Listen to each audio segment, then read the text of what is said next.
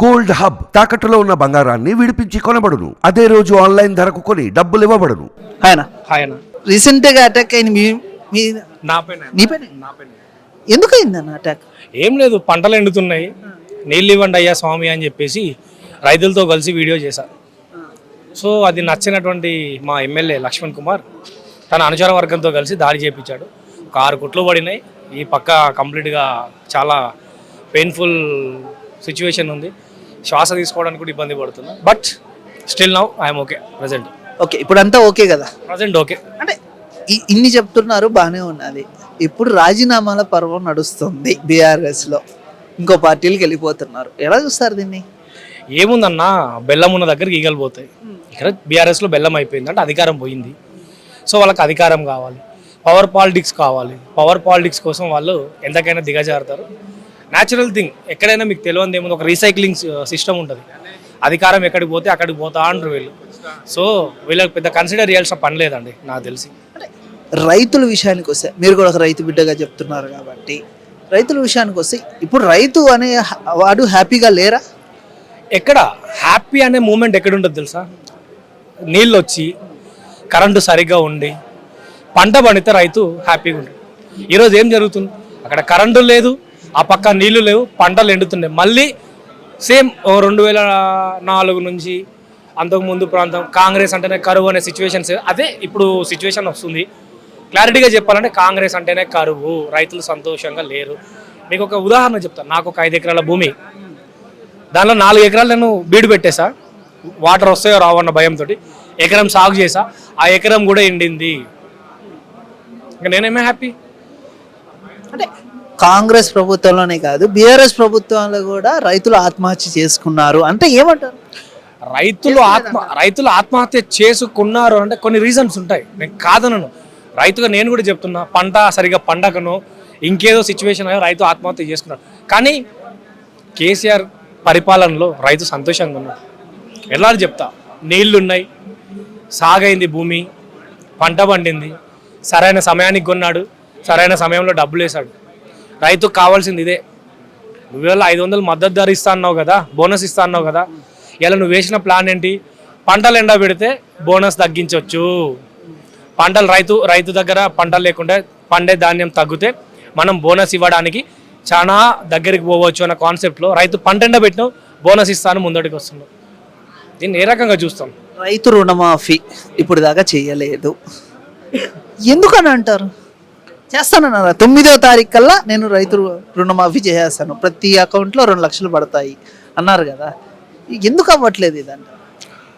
Actually మీరు చూసుకుంటే అంత నిర్లక్ష్యం ఈ ప్రభుత్వం. చెప్తా, మీరు అబ్జర్వ్ చేస్తే వ్యవసాయ శాఖకు బడ్జెట్లు ఎంత పెట్టారండి? 19,500 కోట్లు పెట్టారు. సో రైతు రుణమాఫీ విషయం పక్కన పెడితే రైతు బంధు, రైతు భరోసానే పర్లేదండి ఇప్పటి వరకు. రైతు భరోసానే ఇవ్వలేని వ్యక్తి రైతు రుణమాఫీ చేస్తాడనంటే అది ఎట్లా చూస్తారు మీరు? నాకు అర్థం కాదు. రైతులు ఏమంటున్నారు తెలుసా?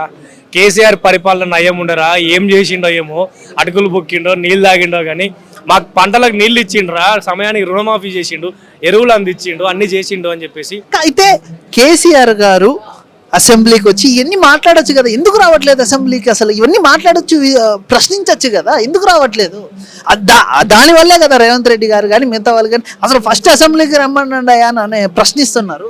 ఎందుకు రావట్లేదు అసలు? గుర్తుపెట్టుకోవాలా, అసెంబ్లీకి వస్తేనే సమస్యలు పరిష్కారం జరుగుతాయి. కేసీఆర్ గారు ప్రశ్నించగలుగుతారు కదా అంటున్నా అధికార పార్టీ. నేను చెప్పండి, అసెంబ్లీకి వస్తేనే సమస్యలు పరిష్కారం జరుగుతాయి, అసెంబ్లీకి రాకుండా ఏ సమస్య పరిష్కారం కాదు అని అనుకుంటే, మనం చూసుకుంటే గతంలో కేసీఆర్ గారు అసెంబ్లీలో నుండి చాలా విషయాలను ప్రజలకు చేరవేశారు. సో ఆరోగ్యరీత్యా తను కాస్త ఇబ్బంది పడుతున్నాడు కాబట్టి అసెంబ్లీకి రాకపోవచ్చు. మేబీ నెక్స్ట్ సెషన్ ఉంటే ఖచ్చితంగా అటెండ్ అవుతాడు. ఓకే, ఏ గవర్నమెంట్ వచ్చినా రైతు బాగుండాలి, దేశం బాగుండాలి అని కోరుకుంటున్నాము. థ్యాంక్ యూ అన్న. Thank you very much. Hi అండి. హాయ్ అండి, నేను Nizampet municipal corporation co-option member BRS party.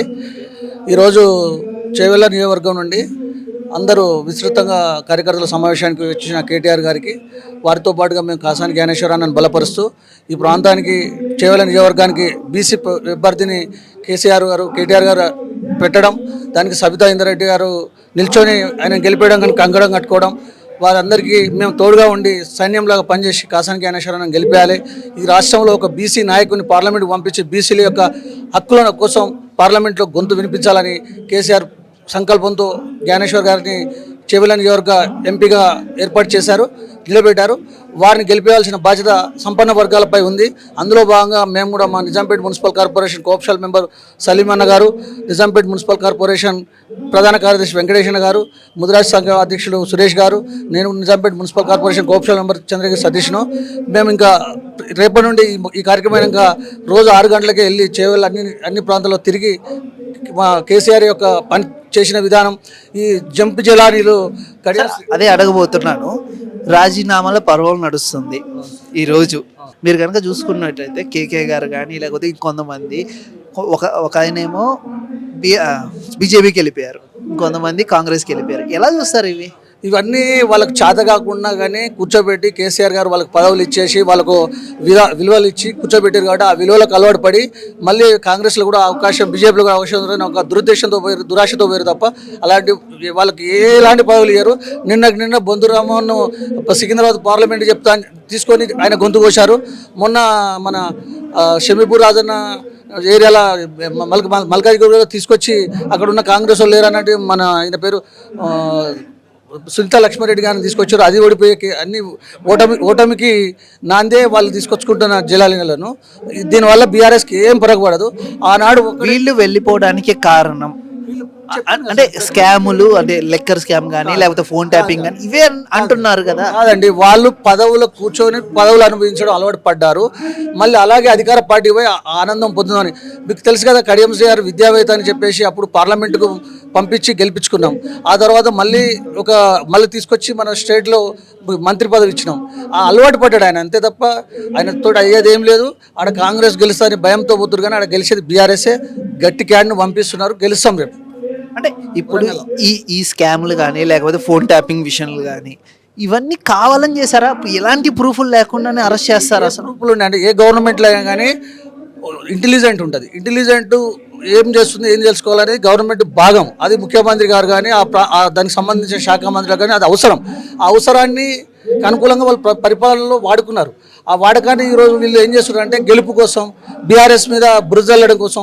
BRS 100% అక్కడ ఒక 70%కి వచ్చినాం కదా, ఆ 30% ఇంకో 20% మైనస్ చేయాలనే ఉద్దేశంతో తప్ప ఎలాంటి. ఇప్పుడు మరి కవితమ్మని తీసుకుపోయారు, 15 రోజులైంది. ఏం చేశారు? జైల్లో పెట్టి విచారిస్తున్నారు తప్ప ఆమె మీద ఏమైనా అభియోగం మోగిందా? ఆల్రెడీ అసలు కస్టడీకి అడగడానికి కారణం ఏంటంటే ప్రూఫ్లు చూపిస్తేనే కదా కస్టడీకి ఇస్తారు అని కోర్టులు అని చెప్పి అంటున్నారు. సార్ ఇప్పటికిప్పుడు ఉట్టిగా రోడ్డు మీద పోయేటోళ్ళని కూడా ఎవడో ఇంకో రోడ్డు మీద పోయేటోడు కేసు పెడితే చట్టం ఏం చేస్తుంది? ఫస్ట్ అది తీసుకుపోయి విచారిస్తుంది. అట్లా రోడ్డు మీద పోయే ఎవడో ఒకటి అట్లా అభియోగం మోపారు కాబట్టి అభియోగంలో భాగంగా కవితమ్మని తీసుకొని విచారిస్తారు తప్ప ఆమె ఎలాంటి లిక్కర్ స్కామ్ చేసిన దాఖలు కూడా లేదు. ఇప్పటివరకు ఏది అధికారికంగా ప్రూవ్ కాలేదు. అంటే భారతదేశపు చరిత్రలో మొట్టమొదటిసారి ఒక సీఎంగా ఉన్న వ్యక్తి అరెస్ట్ అయ్యారు. అక్కడ కూడా మీరు మరి గుర్తు చూసుకోండి. ఇక్కడ వచ్చి బీఆర్ఎస్ బీజేపీకి అనుకూలంగా లేదు, అక్కడ తమిళనాడులో బీజేపీకి అనుకూలంగా లేదు, అక్కడ కేరళలో బీజేపీకి అనుకూలంగా లేదు, ఢిల్లీలో కూడా కేజ్రీవాల్ బీజేపీకి అనుకూలం లేదు.